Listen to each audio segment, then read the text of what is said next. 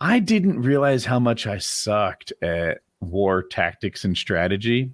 It, It's hard. Yeah. I've never played the Imagine. harpsichord, and I'm completely aware I'd be terrible at it. I've never conducted war, but for some reason I thought I'd be half decent. I'm a clever folk, and it turns out no, I would get my ass kicked by people who are good at war.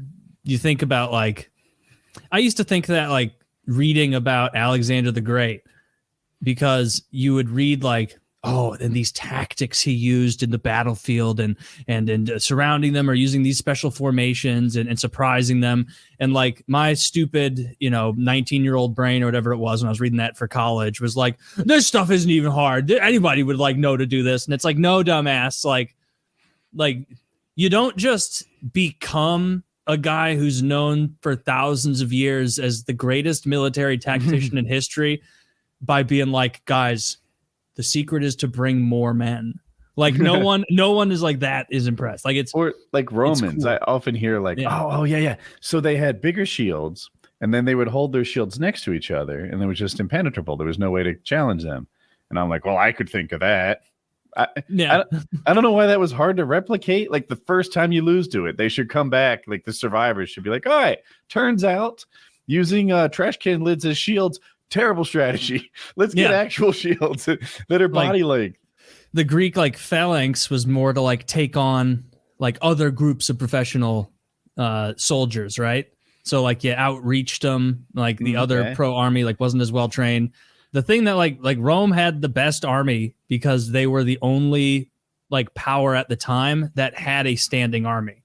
No one else just had an army all the time. And when Rome wasn't fighting wars, which was rare, or they were giving certain divisions rest, they would have them build roads. And so they were always doing something. And that Rome was able to beat superior forces sometimes because they could reinforce so much faster, because it turns out having roads is enormously beneficial. And so you get into a resource battle with the Roman Empire, it's not going to go well.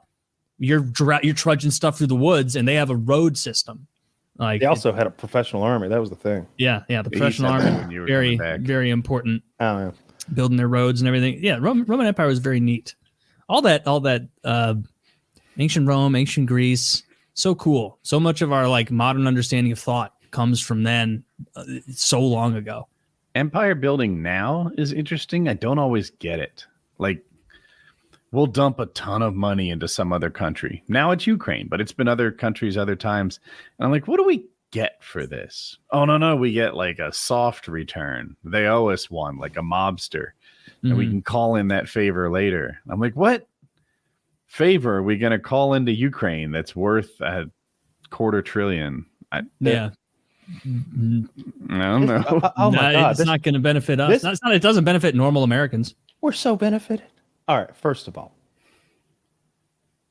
American companies are looking great right now. It's American companies that make all that shit that's killing Russians. They're selling, it's gangbusters. The Javelins, they can't make them fast enough. They want more. The supply line can't keep up. It's a bit of a problem because so many of our defense there's only 5 now. There's 5 defense contractors in the United States. There used to be 30 or 40. They've all consolidated down mostly because during the war against terror, we didn't need this plethora. We didn't need 5 different companies making a missile system. We needed the missile system to do the thing. They didn't need a vast supply of weapons. They didn't really need a supply chain that could produce weaponry for a prolonged battle, like a war, like what's happening in Ukraine right now. So it's going to be interesting to see how the supply line stuff here at home changes, because eventually we're going to have to start making enough for us and them. But as far as what it's getting us, oh my God, Russia squashed one of our greatest opponents in the world. Looks like shit.